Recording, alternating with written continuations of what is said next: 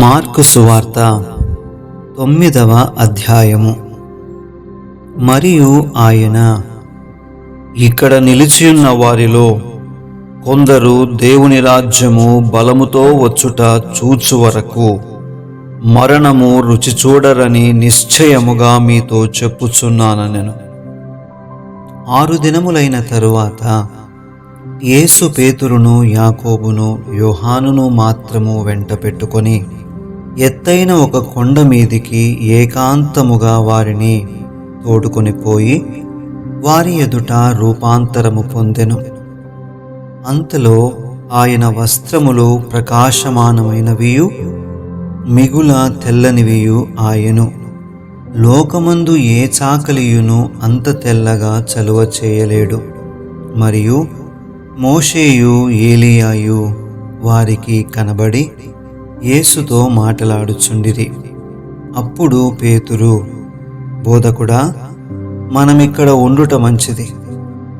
మేము నీకు ఒకటియు, మోషేకు ఒకటియు, ఏలియాకు ఒకటియు 3 పర్ణశాలలు కట్టుదుమని చెప్పెను.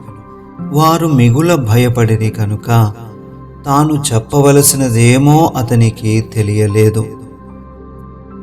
మేఘమొకటి వచ్చి వారిని కమ్మగా, ఈయన నా ప్రియ కుమారుడు, ఈయన మాట వినుడని ఒక శబ్దము ఆ మేఘములో నుండి పుట్టెను.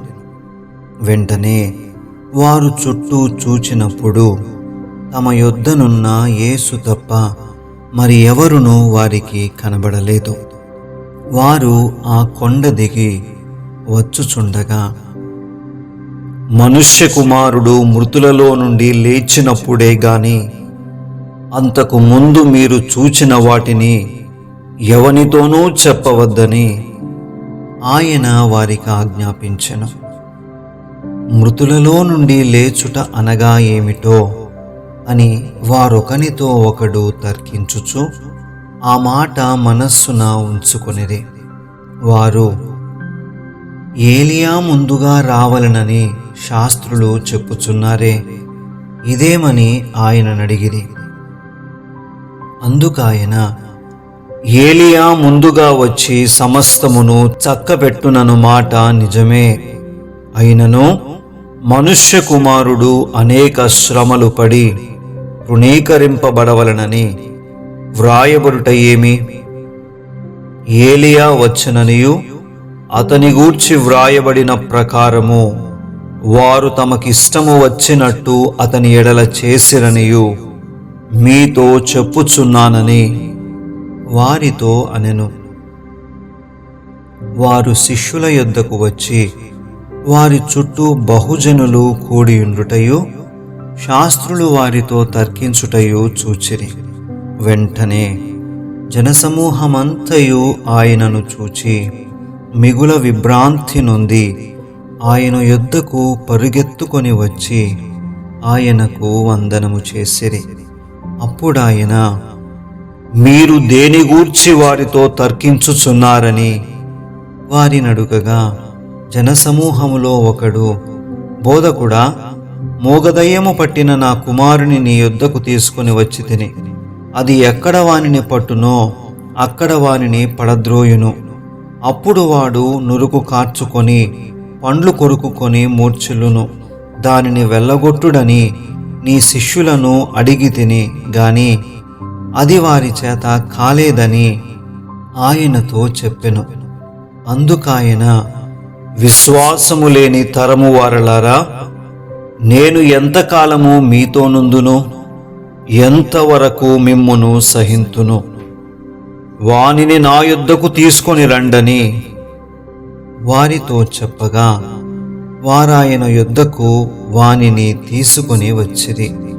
దయ్యము ఆయనను చూడగానే వాని విలవిలలాడించెను గనుక వాడు నేలపడి నొరుగు కార్చుకొనుచు పొర్లాడుచుండెను. అప్పుడాయన, ఇది వీనికి సంభవించి ఎంతకాలమైనదని వాని తండ్రినడుగగా, అతడు, బాల్యము నుండియే అది వాని నాశనము చేయవలనని తరచుగా అగ్నిలోనూ నీళ్లలోనూ పడద్రోయును. ఏమైనను నీ వలనైతే మా మీద కనికరపడి మాకు సహాయము చేయుమనెను. అందుకు యేసు, నమ్ముట నీ వలననైతే నమ్మువానికి సమస్తమును సాధ్యమే అని అతనితో చెప్పెను. వెంటనే ఆ చిన్నవాని తండ్రి, నమ్ముచున్నాను, నాకు అపనమ్మకముండకుండా సహాయము చేయుమని బిగ్గరగా చెప్పెను. జనులు గుంపు కూడి తన యొద్దకు పరుగెత్తుకొని వచ్చుట యేసు చూచి, మూగవైన చెవిటి దయ్యమా, వానిని వదిలిపొమ్ము, ఇక వానిలో ప్రవేశింపవద్దని నీకు ఆజ్ఞాపించుచున్నానని చెప్పి ఆ అపవిత్రాత్మను గద్దించెను. అప్పుడు అది కేక వేసి వానినెంతో విలవిలలాడించి వదిలిపోయెను. అంతట వాడు చచ్చిన వాని వలె ఉండెను కనుక అనేకులు వాడు చనిపోయెననిది. అయితే యేసు వాని చెయ్యి పట్టి వాని లేవనెత్తగా వాడు నిలువబడెను. ఆయన ఇంటిలోనికి వెళ్ళిన తరువాత ఆయన శిష్యులు, మేమెందుకు ఆ దయ్యమును వెళ్ళగొట్టలేకపోతిమని ఏకాంతమున ఆయననడిగిరి. అందుకాయన, ప్రార్థన వలననే గాని మరి దేని వలననైనను ఈ విధమైనది వదిలిపోవుట అసాధ్యమని వారితో చెప్పెను. వారక్కడ నుండి బయలుదేరి గలిలయ గుండా వెళ్ళుచుండిరి. అది ఎవనికిని తెలియుట ఆయనకిష్టము లేకపోయెను.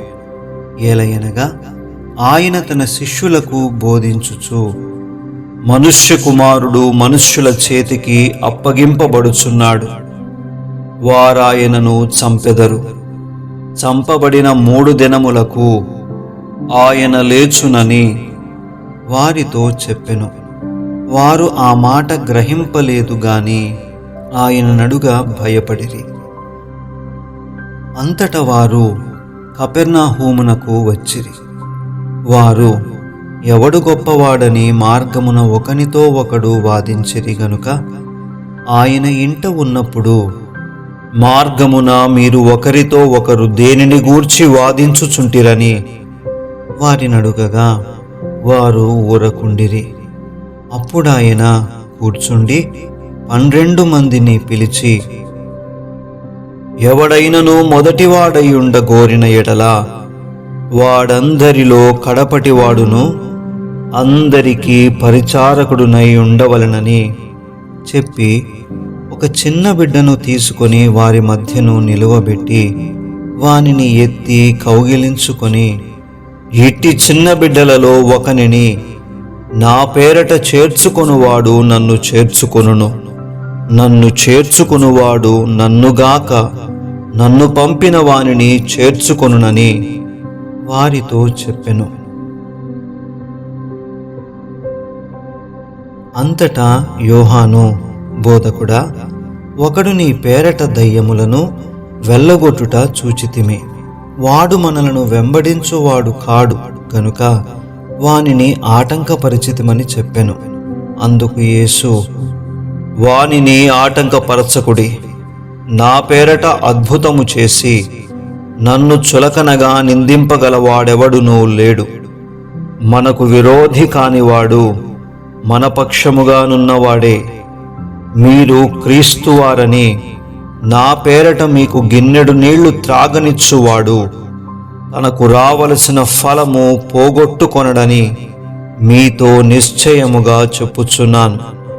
నాయందు విశ్వాసముంచు ఈ చిన్న వారిలో ఒకని అభ్యంతరపరచువాడెవడో వాడు మెడకు పెద్ద తిరుగటిరాయి కట్టబడి సముద్రములో పడవేయబడుట వానికి మేలు. నీ చెయ్యి నిన్ను అభ్యంతరపరచిన ఎడల దానిని నరికివేయుము. నీవు 2 చేతులు కలిగి నరకములోని ఆరని అగ్నిలోనికి పోవుట కంటే అంగహీనుడవై జీవములో ప్రవేశించుట మేలు. నీ పాదము నిన్ను అభ్యంతరపరచిన ఎడల దానిని నరికివేయుము.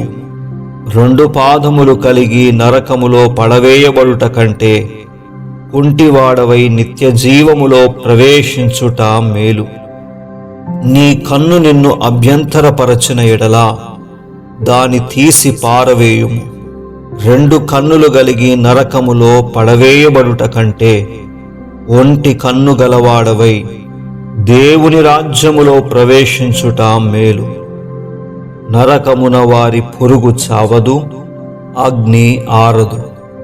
ప్రతివానికి ఉప్పు సారము అగ్ని వలన కలుగును. ఉప్పు మంచిదే గాని ఉప్పు నిస్సారమైన ఎడల దేని వలన మీరు దానికి సారము కలుగజేతురు? మీలో మీరు ఉప్పు సారము గలవారై ఉండి ఒకరితో ఒకరు సమాధానముగా ఉండుడని చెప్పెను.